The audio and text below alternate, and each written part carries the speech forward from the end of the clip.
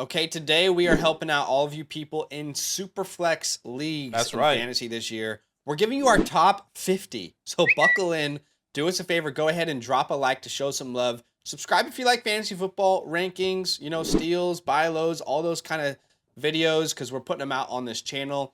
And I want you to comment down below in a SuperFlex league, what's your ideal start in the first 4 rounds? Your first 4 picks, what are you trying to get in your first 4 picks there? And hey, if you want an advantage on your fantasy leagues, best ball redraft, whatever the case may be in 2023, then go ahead and use our code LAND when signing up to flockfantasy.com. You get 30% off your membership, and you will also get one of your redraft teams broken down by us, as well as a chance to play in a redraft league with us.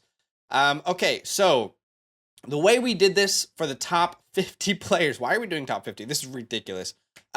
Here we are, top 50. We went from the 101 to the 106, all the way down from the 407 to the 412. Yeah. So buckle in with us and let's see how we go here.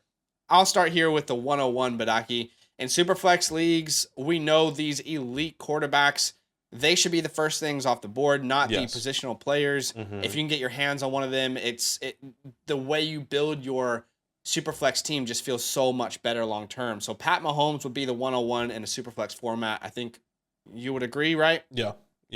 Then you take your shots on Josh Allen. You can make a case for even Jalen Hurts to be, the second pick. Then Joe Burrow, Lamar Jackson, all these guys going in the top 5 or 6. I will put Justin Fields, and then I'm putting 7 players here, so I'm technically cheating.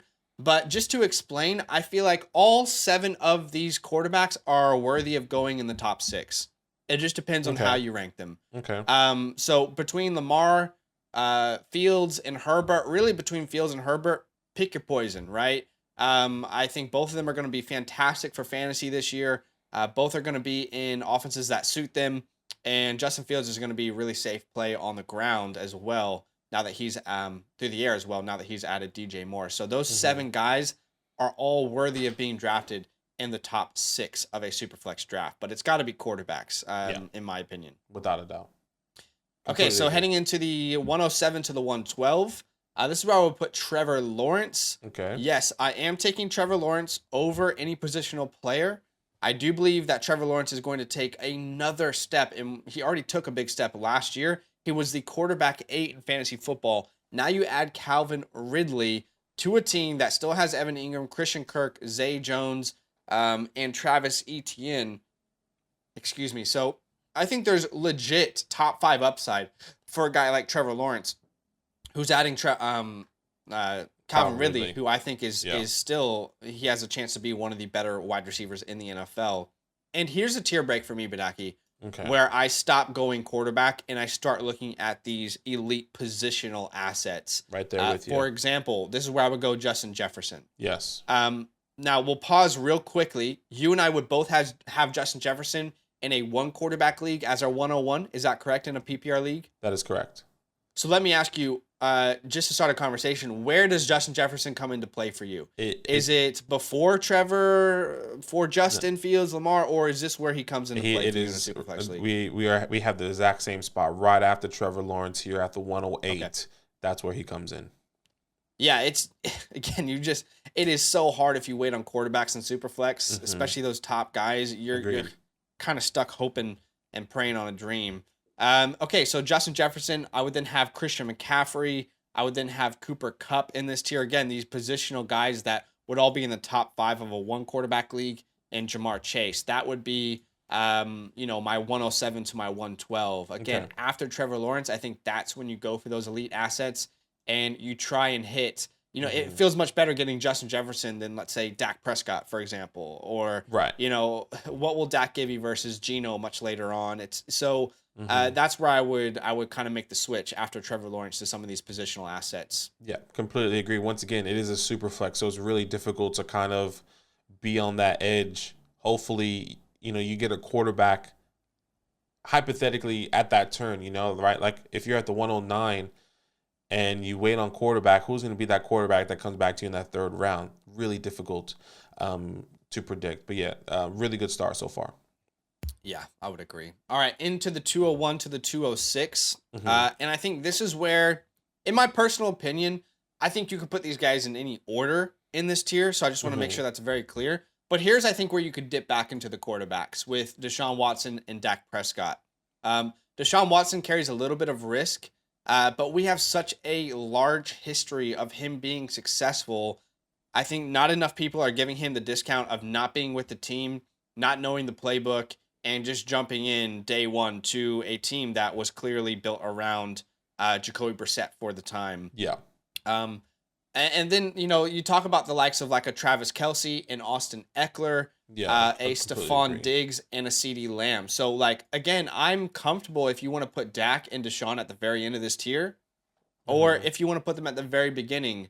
The difficulty that you are going to face, and Badake, you would know this, if you're on the clock in the second round, right, and you say to yourself, ooh, I could grab Travis Kelce here, but if I don't get Dak or Deshaun... It's the hardest. It feels like the hardest decision in the world. And I already didn't take a quarterback. It's like, oh, how long do I want to wait before getting that quarterback 1 or 2? So again, I think you can rank them any sort of way that you would like to.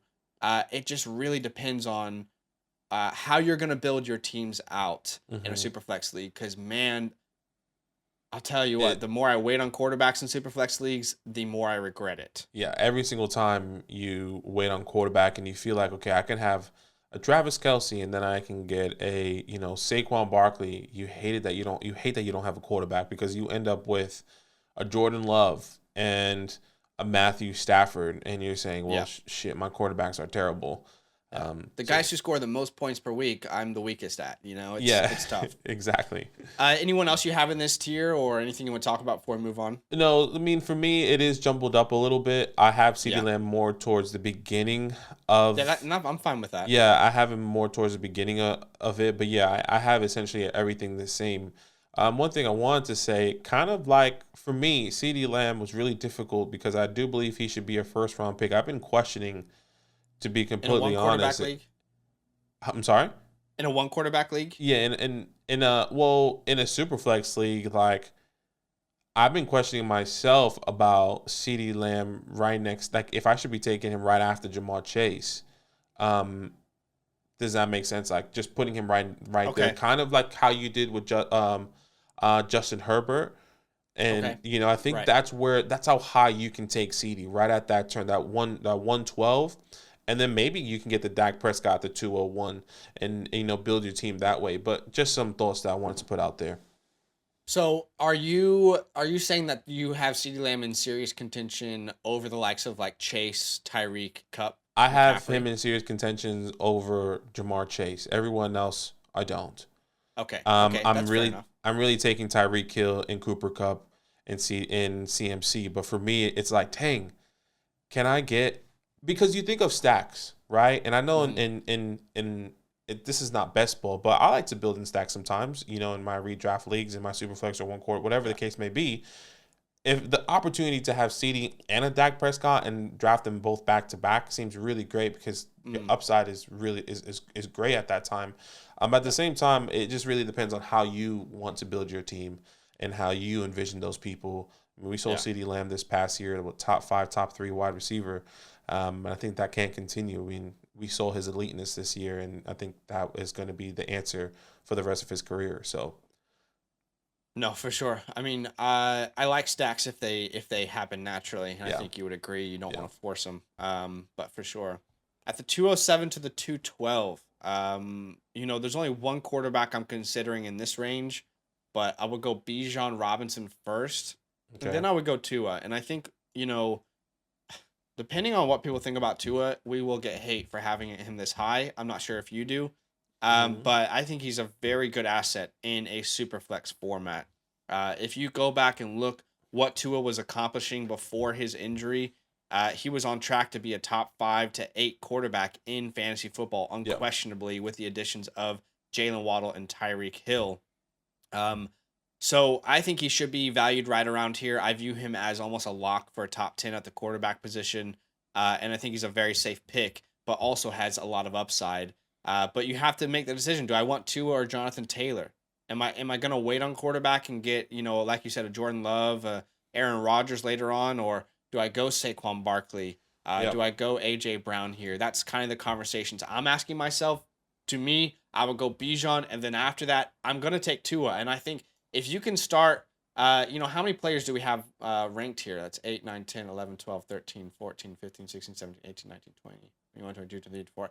So let's say you can start Patrick Mahomes, and then you come back around, you grab Bijan Robinson and Tua Tagovailoa, for example, right at the 101.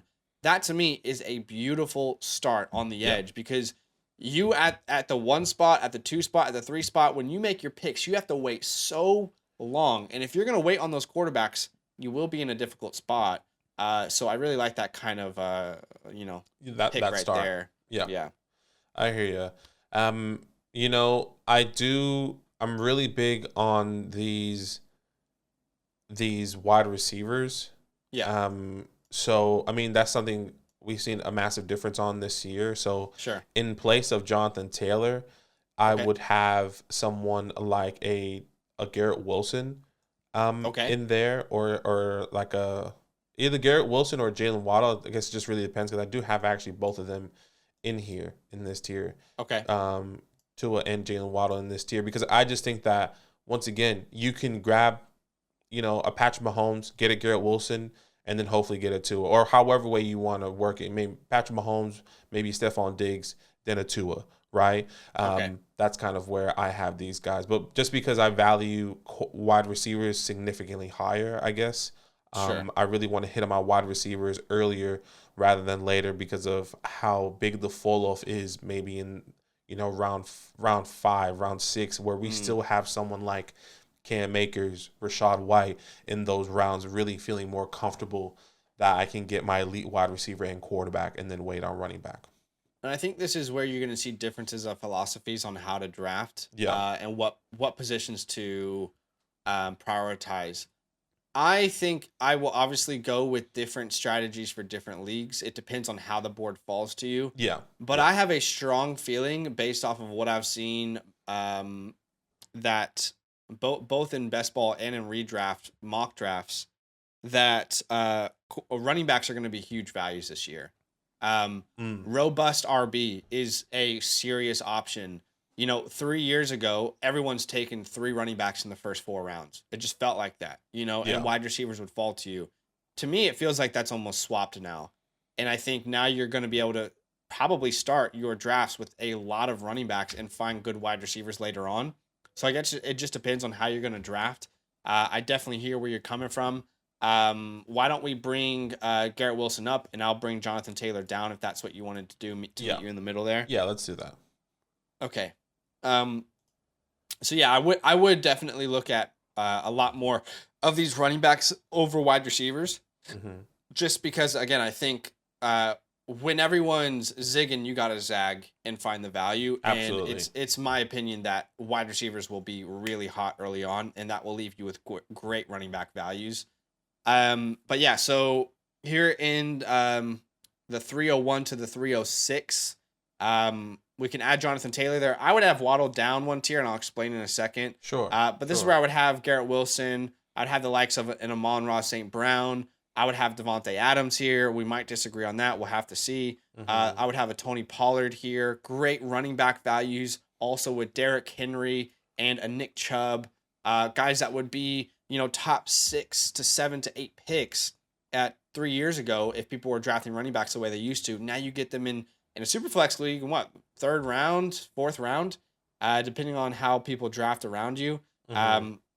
So I'm a big fan of those running back values there around early 3rd to mid 3rd round of a SuperFlex league. Yeah, and this is where we see a different. Obviously, I have Jalen Waddle a bit higher, in the tier above. The only running back I do have in this 3rd round is Derrick Henry.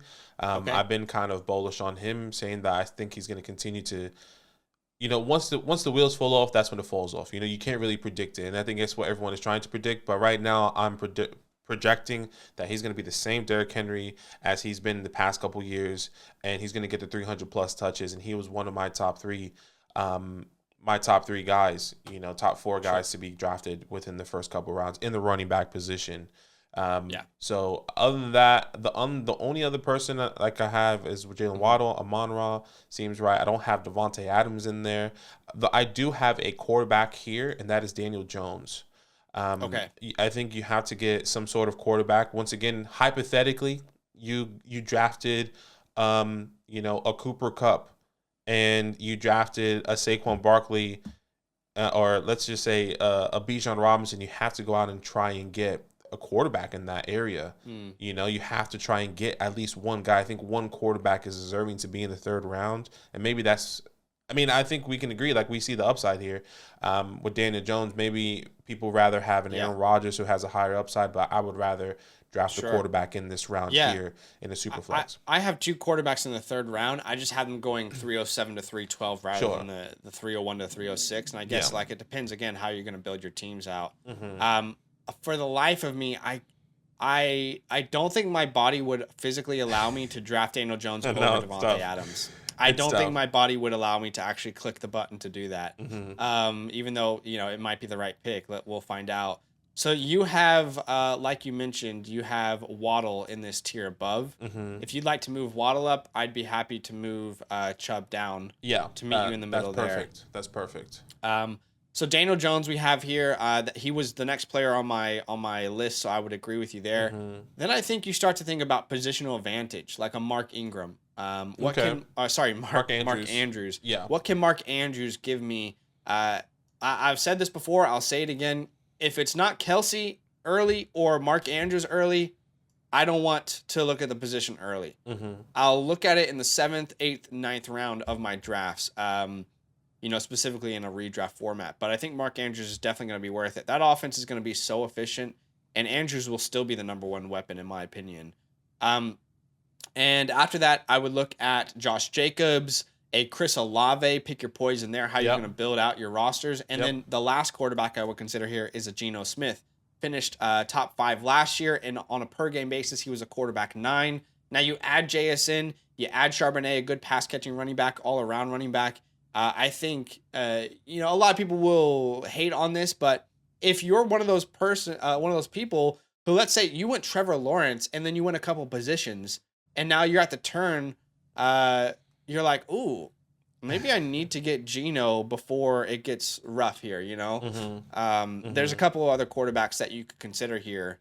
And I'll just say that Kirk Cousins and Jared Goff were also in consideration for me here. Okay. I just, for the sake of the exercise, I had to cross the line somewhere. If you prefer Kirk over Cousins, put him there. If you prefer Goff over, if you prefer Kirk over Geno or Goff over Geno, put him there. Whatever quarterback you really prefer. On that 3 to 4 edge, pick your poison, I would say. And, that's a good spot to smash one of those quarterbacks. Yeah. So the quarterback I do have in place of Geno is Jared Goff. Another guy that I wanted to talk about that is really difficult because I do believe he's worthy of a third round. That's Devonta Smith. We may see that a little bit differently. I wanted to squeeze him in there as like that 7th player, but you look at Jared Goff. I think you're going to be looking at a quarterback and then seeing Devonta Smith and saying, "Damn, maybe you did draft Jalen Hurts earlier and you want the stack," or maybe whatever the case may be. I think Devonta Smith, should squeeze into the third, but obviously for this exercise, I completely understand. Let's play into that a little bit deeper then, because really the question you're going to have to ask yourself is, do I want Devonta Smith or do I want Geno, Goff, or Cousins? If you miss out on that tier, what's coming back to you is likely a Jordan Love, an Aaron Rodgers, a Derek Carr. That's the question you have to start asking yourself. And as much as I love Devonta Smith, I've definitely grown to love him even more throughout this offseason. I kind of feel like, damn, if I miss out on these quarterbacks, I really do like Devonta Smith, but I could be in a really tough position at this quarterback spot. I mean, do I take a Matt Stafford next round, a Kyler Murray, and hope that he's, gonna be ready by week 1? Yeah, Bryce Young. I think that's what makes it really tough for me to look at Smith. But I hear you. Yeah, you can make the same case for like an Olave or a Jacobs there. Exactly, and I think that's what's really difficult, because you're gonna want to try and get these guys sooner rather than later. But yeah, it's tough. It's a tough one there. Okay, definitely hear you. Devon Smith could be worthy of a third round pick, Mhm. for sure. It depends on how you're going to be drafting there. Yep. But then I would have the likes of T Higgins here. T. Big fan of T Nice. Higgins. Hmm. Travis Etienne. I think we look more towards the positional values here. Ramondre Stevenson. Yep. Nice. Um, I don't know where, based off of the video that we just recorded for the Dynasty channel, I'm not sure if we're going to be on the same page here. But I also think this is where you consider like an Aaron Rodgers. Okay. Again, after Rodgers, it's really tough to know who to go. I mean, you have to start asking yourself some serious questions like, do I take a shot on Anthony Richardson and hope that he starts week one? Derek Carr, I think that becomes very, very Hmm. difficult very Yeah. quickly. There's just a lot of like, look, I'm not going to reach, but I think you wait. Sure. I'm thinking of, I can wait later and get a Russell Wilson. I can wait later, get a Kenny Pickett. I can wait later and yeah, I can get a Jordan Love. I think it just depends on who your first quarterback is. Mm. Hypothetically, you got I Justin hear you. Fields. Hypothetically, you got Justin Fields, and you're picking between. Okay, you got Justin Fields and AJ Brown, and you're on the turn, and you say, okay, do I get my second quarterback, or do I just take Devonta Smith or a T Higgins Mm. or Ramondre Stevenson, and then hope a Russell Wilson falls to you, or hope maybe a Yeah. Kenny if you believe in Kenny or whoever kind of falls to you. Just tough. It's a tough one. Yeah. I think if you don't make Aaron, you're not going to get Russell because Russell will go pretty quickly. He Right. would definitely be in that those next rounds of picks for me. Yeah. And if you don't get Russell, like you said, you're looking at Pickett, Stafford, Carr. I think those guys have a much higher chance of hurting you at quarterback too than Aaron Rodgers does. I think he's just going to be safe top 15 guy. He Yeah. might not have the upside of top 5 or anything, but man, he's going to give you more safety.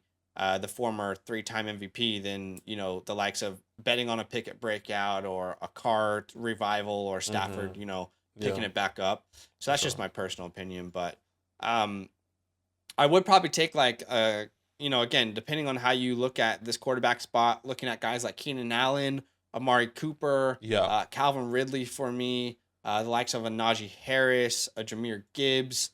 I think you can make a case for Russell Wilson literally anywhere in this tier. Yeah. Again, Exactly. how long are you going to wait on quarterback? Exactly. We're hoping that the revival happens with Sean Payton. Sean Payton's been in a place where he's, brought back dead offenses before back to life. Can he do that with Russell Wilson? You have to decide when that's worth it for you. Mm-hmm. Um, Anything you see differently there? No, I completely agree. My first person would actually be Amari Cooper. Okay, I think sure. a guy I'm really excited about this year, and I think for me, that's where I think of like I think Amari Cooper is my last person in my in not think, but he is my last person in my tier, the 104 to the 106. I think he just has a The 401 to the he's a 406? 401 to the 406. Excuse me. Okay, right. I just think that with Deshaun Watson, he is going to see a tremendous amount of workload, and we can see a massive step, maybe a top 10 once again wide receiver from Amari Cooper, Okay. where I can just see that. But other than Okay. that, obviously a lot of things have changed. I think swapped around in some places. The key people I want to talk about, I spoke about like Devonta Smith, the Daniel Jones, Sure. the Jared Goffs. But I definitely do want to talk about the one last guy that we do have here is Brees Mm-hmm. Hall. Hypothetically, Brees Hall, all reports, he's getting day one workload, 100%. He's a full throttle go. I think he's 207 to 212, maybe Yeah, even higher. I agree. Um, You put him right around here. yeah, maybe ahead he of kind of Saquon. goes right around there saying, okay, all the reports, Robert Saleh saying he is full. Brees Hall is back. That's exactly where I'll be taking it. But right now, I think both Zach and I agree, until we get those reports, until we understand where that's happening and what's really happening with Brees Hall, you kind of have to fade him because you don't want to waste top 4 draft capital on somebody that's not going to see, the ball until the second half of the season, especially if Dalvin Cook gets signed there or a Kareem Hunt, a Leonard Fournette, a Zeke. It doesn't really matter who it is. If they sign either one of those guys, that means Brees Hall is not, at least that gives me the indication he's not ready week 1, maybe until Yeah. like week 5 or 6. Yeah. But he could be the outlier. definitely one of those names that we will have more information on as we get closer to the season. But hey, if you're drafting in best ball leagues, redraft, whatever, we love Superflex. A lot of you guys out there are growing into it. So hopefully this is helpful. I do think it's going to be very valuable for people out there who are in those Superflex formats.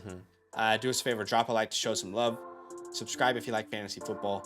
And we'll see you in the next one, guys. Thanks for watching. Now that those idiots are done talking, who needs some rankings? Hell yeah, I need some rankings. Then use promo code LAND, L-A-N-D, for 30% off any membership at flockfantasy.com. Oh. It's so easy, even your grandma could scan that QR code right there.